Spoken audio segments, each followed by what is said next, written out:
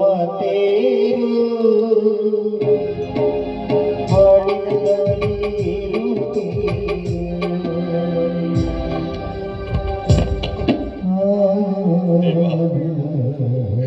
ಕರುಣಾಕರ,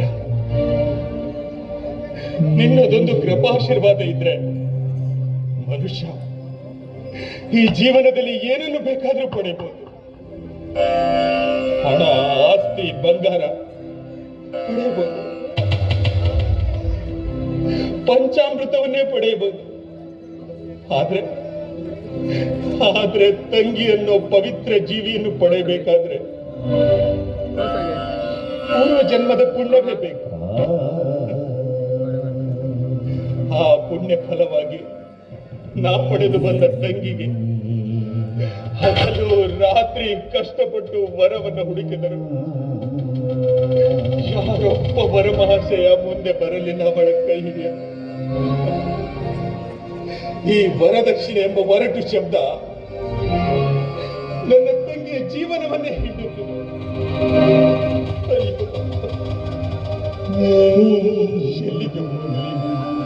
ಯಾರಿಗೆ ಹೇಳಲಿ, ಯಾರಿಗೆ? ಇಂಥೊಬ್ಬ ತಂಗಿಯ ಮದುವೆ ಮಾಡಿಸಲಾಗದ ಮೂರ್ಖ ನಾನು.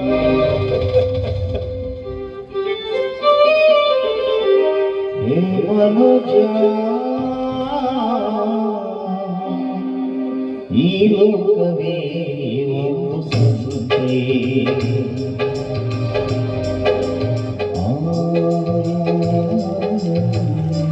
ಶಿವನ, ಏನು ನೀನು ಬೀದಿಯಲ್ಲಿ ನಿಂತ್ಕೊಂಡು ಭಿಕ್ಷುಕನಾಗಿ ನಿಟ್ಟುಸಿರು ಬಿಡ್ತಿದ್ಯಲ್ಲಪ್ಪ?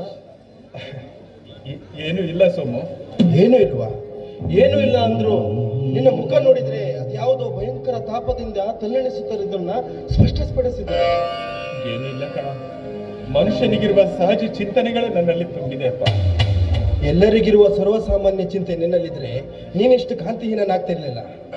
ಹೇಳು, ನಾನೊಬ್ಬ ಮಿತ್ರನಂತೆ ತಿಳಿದೆ, ಸಹೋದರನಂತೆ ಆದ್ರೂ ತಿಳಿದು ಏನು ವಿಷಯ ಆಗಿದೆ ಅಂತ ಹೇಳು.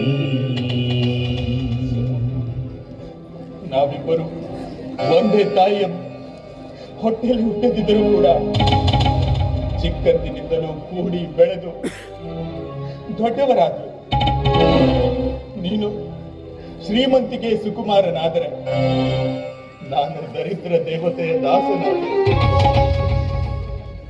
ಶ್ರೀಮಂತಿಕೆಯ ತಿಲ ಮಾತ್ರ ಸೊಕ್ಕಿಲ್ಲದ ನೀನು ಅದೆಷ್ಟೋ ಬಾರಿ ನನ್ನ ಕೈ ಹಿಡಿದು ಸಹಕರಿಸಿ ಕಾಪಾಡಿರಬೇಕು. ಶಿಕ್ಷಣದ ಸಮಯದಲ್ಲಿ ನನ್ನ ಬಳಿ ಹಣವಿಲ್ಲದಿದ್ದಾಗ ಪೆನ್ನು ಪುಸ್ತಕ ಕೊಂಡುಕೊಳ್ಳಲು ನೀನು ಸಹಾಯ ಮಾಡಿದ್ದೀಯ. ನನ್ನ ಹರಿದ ಬಟ್ಟೆಗಳನ್ನು ಕಂಡು ನಿನ್ನ ಬಟ್ಟೆಗಳನ್ನೇ ಕೊಟ್ಟಿರುವೆ. ಆದ್ರೆ ಇವತ್ತಿನ ನನ್ನ ಪರಿಸ್ಥಿತಿಯನ್ನು ಕಡಿದು ಹಾಕಲು ಸಾಧ್ಯವಿಲ್ಲ ಸೋಮು, ಸಾಧ್ಯವಿಲ್ಲ. ಸಾಧ್ಯವಿಲ್ಲ ಅಂತ ಸಂತಾಪದ ನುಡಿಗಳನ್ನು ಆಡಬೇಡ ಶ್ರೀ. ಹೇಳು, ನಿನಗೆ ಬಂದಿರುವ ಕಷ್ಟವನ್ನ ಮುಚ್ಚಿಡದೆ ನನ್ನ ಮುಂದೆ ಬಿಚ್ಚಿ ಹೇಳು. ಹೇಳು. ಕಷ್ಟನ ಹೇಳಲಿಕ್ಕೆ ಮನಸ್ಸು ಒಪ್ತಾ ಇಲ್ಲ ಸೋಮು. ದೇವ್ರೆ ನೋಡು, ನೀನೇನಾದ್ರೂ ನಿಜ ಸಂಗತಿ ನನ್ನ ಮುಂದೆ ಹೇಳ್ತಿದ್ರೆ ನಿನಗೆ ನನ್ನ ಮೇಲೆ ನಾಳೆ ಆಗಿದೆ.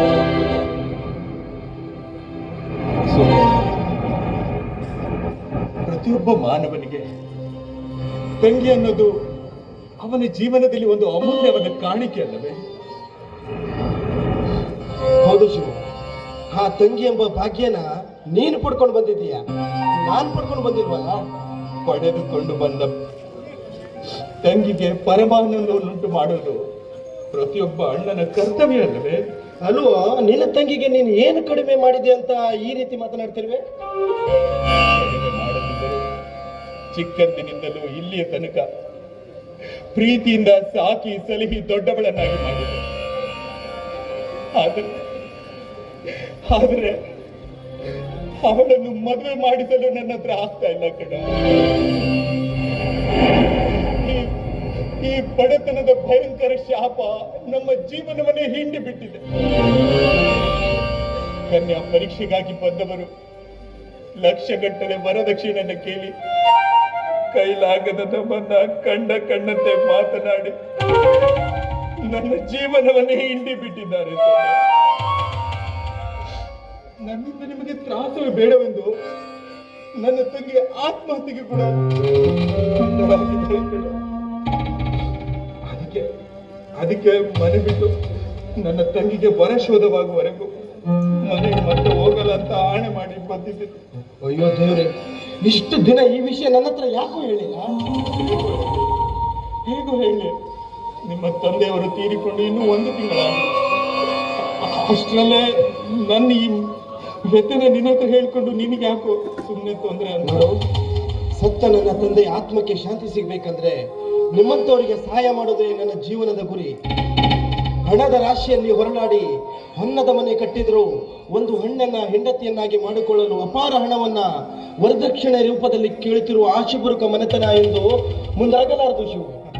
ಬಡ ಕನ್ಯಾಮಣಿಗಳ ಕಠೋರ ಶಾಪ ಹತ್ತದೆ ಬಿಡಲಾರದು ಶಿವು, ಹತ್ತದೆ ಬಿಡಲಾರದು. ಹೊಟ್ಟೆ ಕೀಚಿಗೆ ನಾವು ಒದರಿಕೊಂಡರೆ ನಮಗೆ ತ್ರಾಸ ವಿನಃ ಶ್ರೀಮಂತರು ಸರ್ವನಾಶವಾಗುವುದಂತೂ ಯಾವ ಕಾಲಕ್ಕೆ ಸಾಧ್ಯವಿಲ್ಲ. ಸಾಧ್ಯವಿದೆ ಶಿವನ, ಸಾಧ್ಯವಿದೆ. ನಿನ್ನ ತಂಗಿಗೆ ನೋಡಲು ಬಂದವರು ಯಾವ ಆಸೆಗಾಗಿ ಅವಳನ್ನ ತಿರಸ್ಕರಿಸಿ ಹೋಗಿದಾರೋ ಆ ಆಸೆಯ ಕೊಡಿಯನ್ನೇ ಕತ್ತರಿಸಿ ಕಂಕಣಬದ್ಧನಾಗಿ ನಾನು ಹೋರಾಡ್ತೇನೆ. ನೀನು ಹೋರಾಡುತ್ತೀವಿನ?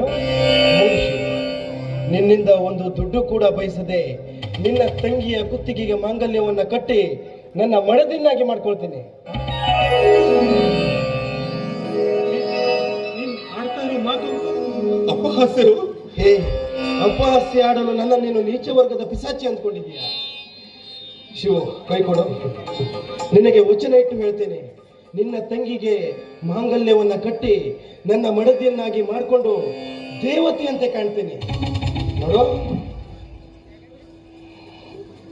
ಈ ಹಣನ ಶೀಘ್ರ ಅಲ್ಲ, ಅತಿ ಶೀಘ್ರದಲ್ಲಿ ನಿನ್ನ ತಂಗಿ ಮದುವೆನ ವ್ಯವಸ್ಥೆ ಮಾಡ್ಕೋ, ಆಯ್ತಾ?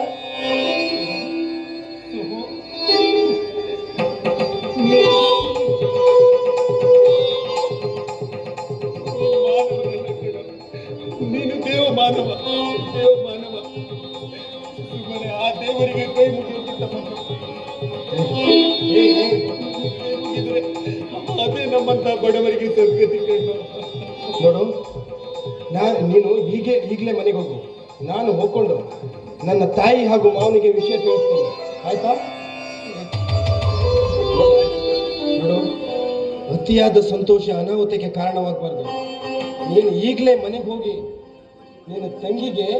ನಿನ್ನ ತಂದೆಗೆ ಈ ವಿಷಯನ ತಿಳಿಸು. ಅವರು ಸ್ವಲ್ಪ ಸಂತೋಷ ಪಡ್ಕೊಳ್ಳಿ, ಆಯ್ತಾ? ನಾನು ನಿನಗೆ ಒಂದು ವಿಷಯ ಕೇಳಿಲ್ಲ. ನಾನು ನಿನ್ನ ತಂಗಿನ ಮದುವೆ ಆಗ್ತೀನಿ ಅಂತ ಹೇಳಿದ್ದೆ. ನಿನ್ನ ತಂಗಿನ ನಾನು ಕೊಡ್ಲಿಕ್ಕೆ ನಿನಗಿಷ್ಟ ಇದೆ ತಾನೆ? ಯಾಕೋ ಈ ತರ ಎಲ್ಲ ಕೇಳ್ತೀನಿ. ಇನ್ನು ಮೇಲಿಂದ ಯಾವತ್ತೂ ಅಳದೆ ಕುಲು ನಗುತ್ತಾ ತನ್ನ ಬಲವಾದ ಆಸೆ ಈಡುವಂತ ಕೂಗಿ ಹೇಳು, ಆಯ್ತಾ? ನಾನು ಇನ್ನು ಬರ್ತೇನೆ. ಮದುವೆ ಸಿದ್ಧತೆನ ಆದಷ್ಟು ಬೇಗ ಮಾಡ್ಕೊ, ಆಯ್ತಾ?